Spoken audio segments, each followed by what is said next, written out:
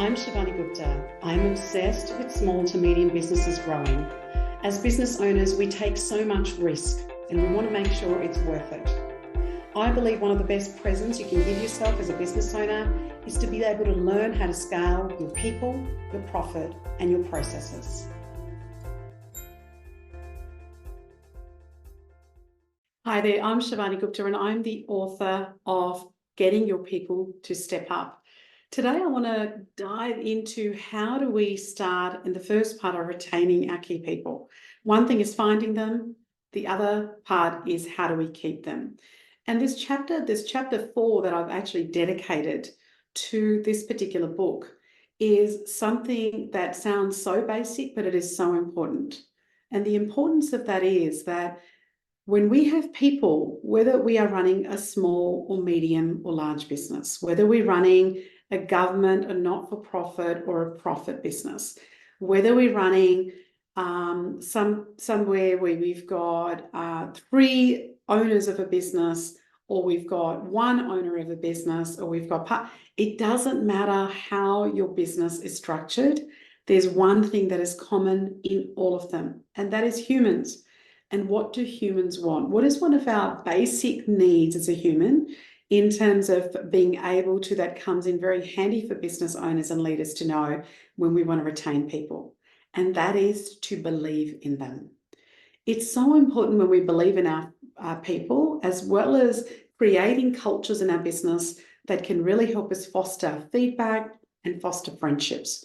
So one of the things that I want to talk about in this particular chapter is what are some of the key things that you can do that you're already perhaps doing, go more deeply into that to be able to do that. I wanted to start off talking to you about a parable that I share in the story, in the book. And the story is about Samuel and his belief in people. One of the things that he did was he actually gave out some of his land. And in that process, he told people that he really believed in them. He believed in their potential. He really appreciated the dedication and their abilities that they had. And he said that if we work together, we can actually achieve remarkable things. And so one of the things I want to do is I want to give you a piece of my land where each of you individually will cultivate some things on that land. And then what we'll do is I will help you. I will coach you and mentor you. This will help our village. It'll help our food supply. It'll help each of you. And then we'll share some of the profits. And people were a little bit like, surely this guy cannot be serious. But they did that. And one of the things he did throughout that process was really to encourage them, which we in our modern world would call mentoring our people. And over that period of time, they were able to cultivate great crops. So by him believing in his people, by him letting him know, by him trusting the people that each of them will work to their own potential, work on their own piece of land, which again, the equivalent for us in our modern day society is them being able to work in their roles within the jurisdiction and the boundaries that they work in those roles, and what a massive difference that it actually makes. So as business owners and leaders, giving people their patch in terms of where they are to be able to work on is a really key. It's a really key strategy. Not micromanaging people. That's one thing that people really, really hate, is being able to be micromanaged. So creating that workplace where people want to come, where they're trusted and they can do their own thing within the boundaries, like the piece of land as well. One of the people that I saw do this beautifully was the late Nelson Mandela. Nelson Mandela, I guess was role for ending the apartheid and becoming the first Black president of South Africa.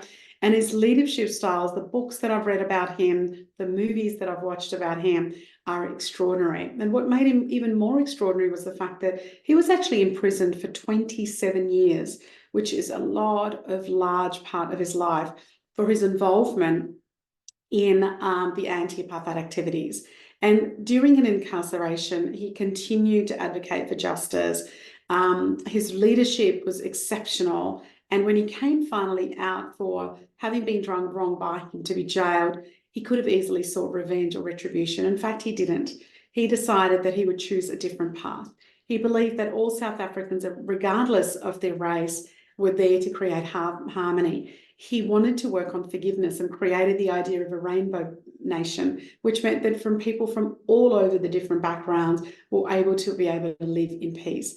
And under his leadership, South Africa became a democratic nation, and Mandela became a symbol of hope and unity. So his legacy that he's left behind is extraordinary. I was recently in South Africa at a conference, and it was just extraordinary, the energy and the ripples that exist around that. And we also had his granddaughter that came and spoke at this particular conference. It was just extraordinary.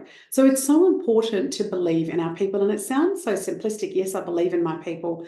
But I want to also cover some of the studies that show that. So Harvard Business Review have published a study called The High Cost of Toxic People.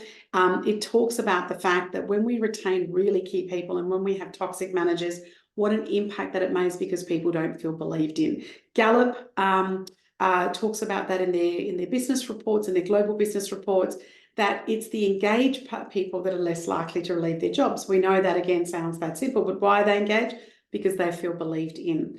LinkedIn also publishes a lot of articles on this particular door as well.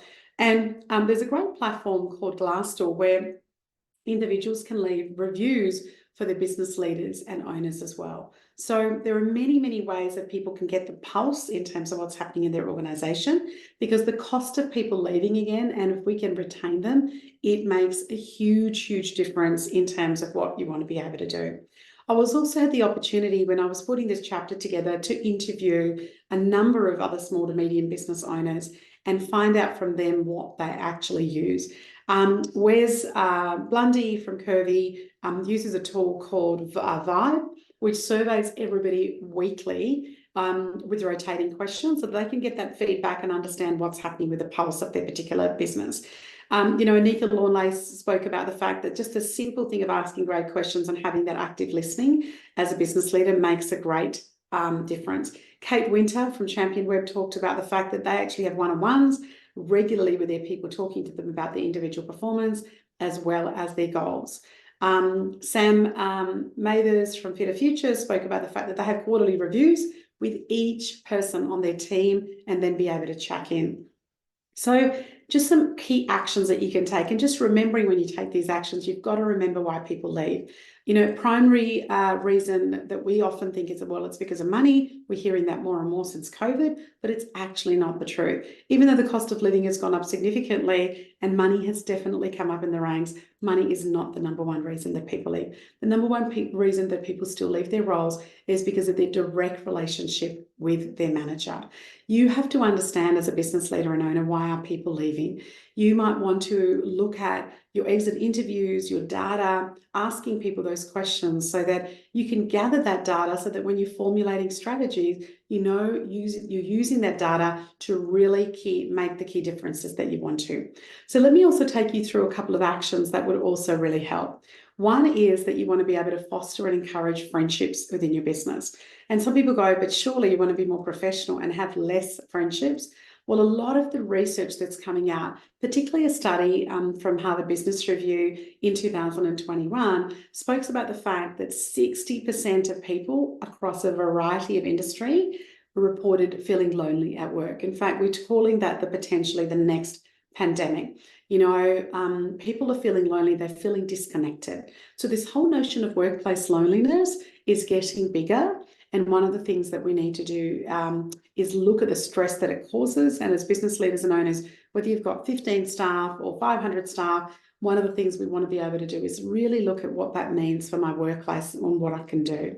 So in 2023, Gallup did a study that they said that if people had a best friend at work, then they were likely to be more engaged, stay longer, and they reported also high levels of well-being. So you start to go, well, how do I as a business leader and owner even start to foster friendship? Is that even my role? Well, it can be some very, very simple things as ensuring that people always need emotional support. People always want to have emotional, well-being and belonging to others. And also that it increases job satisfaction. There are so many benefits to be able to do that. So how as a business leader and owner can do that? Well, as simple as that, you can look at the way that your business and the way that people sit are. When you look at some of the bigger companies, they've got lounges and game rooms and communal eating areas. if you've got a small to medium business, then how can I apply that in a very small way that can be done either just by rearranging it? You might not even have to buy any extra furniture, but how can I actually create spaces in there that allows for a little bit more collaboration? You know, when you look at Zappos, which is the online shoe store and clothing retailer, they're really known for having these quirky people building events, such as scavenger hunts and theme parties. So how can you actually have those team building things besides the ones that we used to do in the 1990s and 2000s? But how can we actually have some fun, whether it's going out for some 10-pin bowling and, how can we have some inclusive spaces that actually does that? I, for example, in one of my businesses on a Saturday, would get everybody to bring a dish in to share. I had a very multicultural team. Honestly, the kitchen smelled absolutely beautiful. Everybody just brought a dish and there was also no pressure to cook. So if on that really busy morning with kids or whatever else that you had going on, if all you could grab was some cheese and bickies from the fridge, great, and the pantry, great. The idea was that you always brought something small, something communal that you could link into to be able to create that. Also, you want to create some, cross collaboration in terms of what is happening too. There's also a bit of a growing trend that people are not moving away from their desk, and we know that that's not great for productivity either. So how do we get people moving around a little bit more? How do we create a culture where people are doing that? So there's so many ways, just having a think and even facilitating an open discussion with your team to say, hey, I want to create a bit more collaboration, and what can we do with our office space? So what are some of the team activities we can do is a great start. The second part, I could probably run a whole chapter on this, and I did seriously think about this when I was writing the book, is the importance of feedback. And the more important is not just the giving the feedback, but it's how to give the feedback. Most managers and business leaders are not trained in this. In fact, I was speaking to somebody at a coaching session this morning, and she was sharing with me how difficult it is that she's now got to give some feedback to a colleague who is now reporting to her, and how challenging that is. So let me take you through 2 or 3 different ways. The first is we talk about a 4-to-1 ratio. Stephen Covey talked about the fact that it's like a bank deposit. The more money you put in, then you can make a withdrawal, except it's not 1 for 1, $1 for $1. It's 4-to-1. We need to give 4 lots of positive feedback before we can withdraw that as well. The second is that we want to actually create a feedback culture. So we need to train our managers in terms of how to do that. I go into a lot of detail in terms of that in the book, and would love to be able to get your feedback on the feedback. And the other thing is I also speak about case studies where different businesses, we can learn a lot from bigger businesses like Adobe that do that in their culture, and they really, really create that. So let me just break down and summarize it. You want to understand why your people are leaving. You want to have that data to be able to make different strategies. You want to look at how you can foster some friendships, budding systems, getting people talking to each other, cross-functional things, team building. You also want to look at how we can give people feedback and what are the effective feedback processes. This is a really important part of retention and really important part of creating the culture. I look forward to your feedback. I look forward to what you think about this particular chapter, and obviously your input as you apply these into your business. I'm Shivani Gupta, and you've been listening to the Grow Your Business podcast. I hope you got one idea that you can think about or perhaps even implement straight away in your business. Thank you for listening. Follow me on Facebook, Instagram, and LinkedIn under Ask Shivani. Remember, I call it Ask Shivani, so please send me your questions that I can address in this podcast for you. And I would also so appreciate if you went to the Apple Podcast to rate and review this podcast.